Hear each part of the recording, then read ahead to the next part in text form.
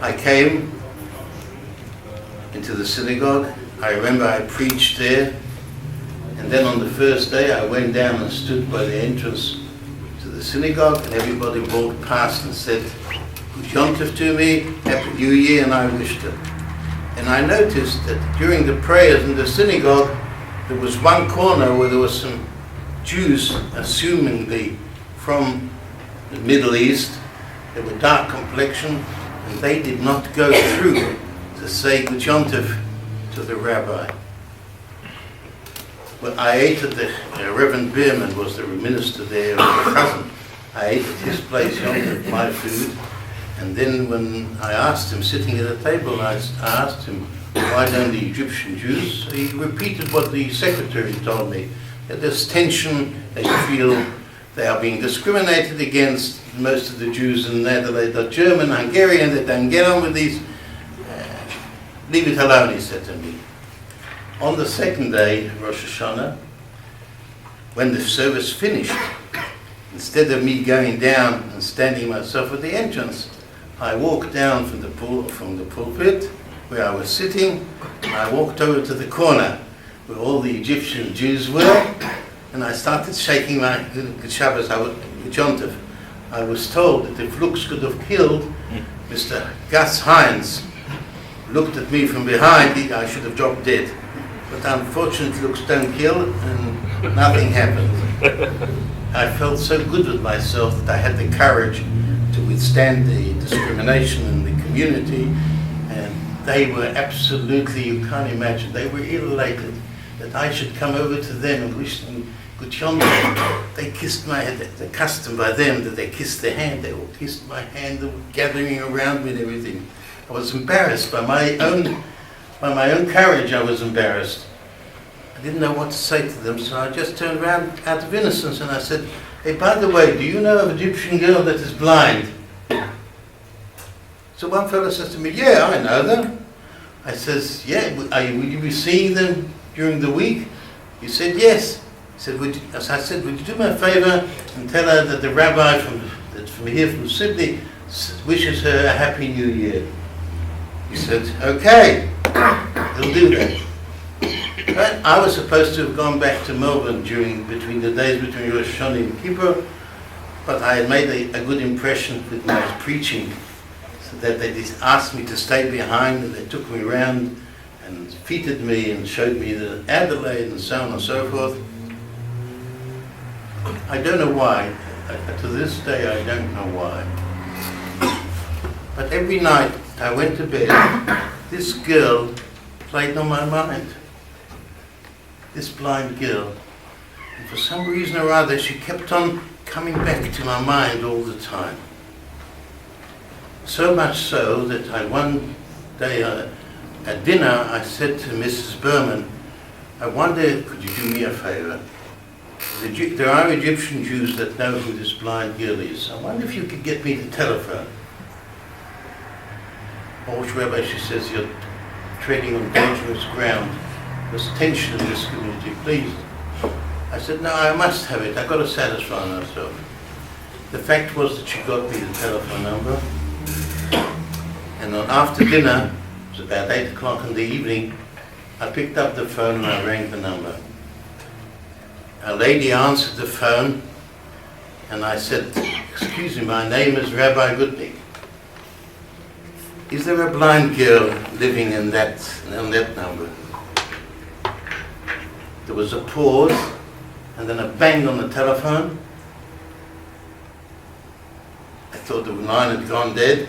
I picked it up again and rang again, and I asked if I said, it's Rabbi, I just was ringing, speaking to you, and she said, no, nobody lives here. And she hung up the phone. How could she say nobody lives here? She answered the telephone. This went on for about half an hour, and somehow or other I felt something was wrong. So I told Mrs. Berman, get me the address where these people live. I got the address, and I decided to visit them. It was already 10 o'clock at night when I took a taxi to visit. I remember in those days, it was a fortune. It was not dollars, it was pounds. And it cost me over £3 traveling to the address of that woman. I came to the address, and the street, it was dark, but there was a light burning in the house. I knocked on the door, and I put my foot inside the door. And the lady opened the door, and I said, "My name is Rabbi Gutnick, can I come in?" And she tried to close the door on me, but my foot was there.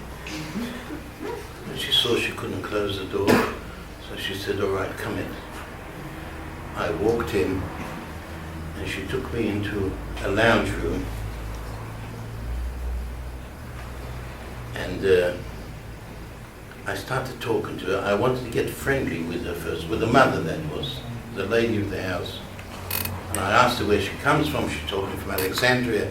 I just, by pure luck, happened to know the name of the Chacham, who was in Alexandria, the rabbi in Alexandria.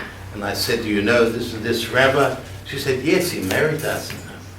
"Why did you leave Egypt?" Because at that time it was king. Who was the king? Before Nasser. Yeah, so some trouble there, and Jews were leaving there. "Can I have a cup of tea?" I said to her. I wasn't thirsty. I wanted to be friendly. She said to me, "You'll drink a cup of tea in my house?" I said, "Yes." She went out to the kitchen and came back with a cup of tea. I said, "Could I have something else?" She said, "Yes, but would you like some cake?" I said, "No, I would like to meet your daughter." She paused, and then she said, "All right." And she knocked on the door, and this girl came out, and I could notice as the girl came in that she was blind, but apparently she could see a silhouette, because she knew where the lounge chair was, and she sat down on the lounge chair.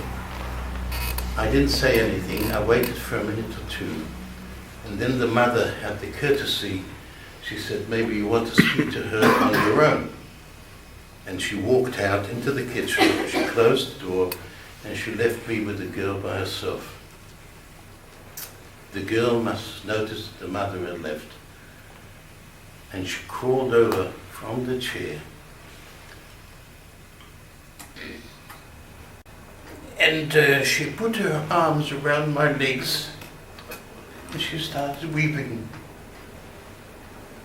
It's bad enough to see somebody blind, but to see them crying like that, it made...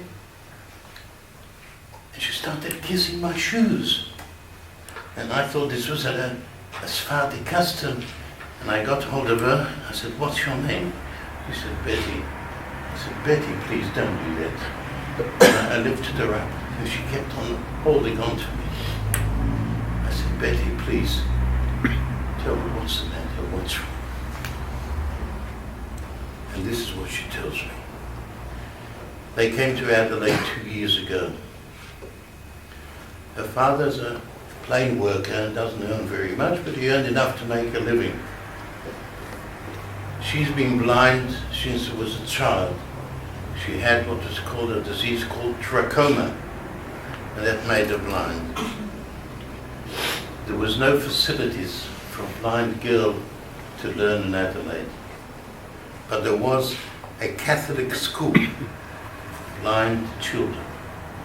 And her parents put her into that Catholic school. She was very happy there. She learned well.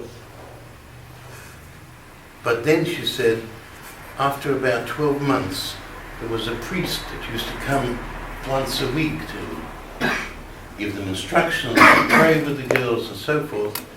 He started talking to me about the Virgin Mary, about Jesus, so on and so forth. And at the beginning, she said, I thought he was just trying to teach me about his religion. But then a little while passed, and he started talking me into convert, change my religion. I don't know very much, he says, about religion, but I know I'm Jewish. I'm not going to give that up. So she resisted.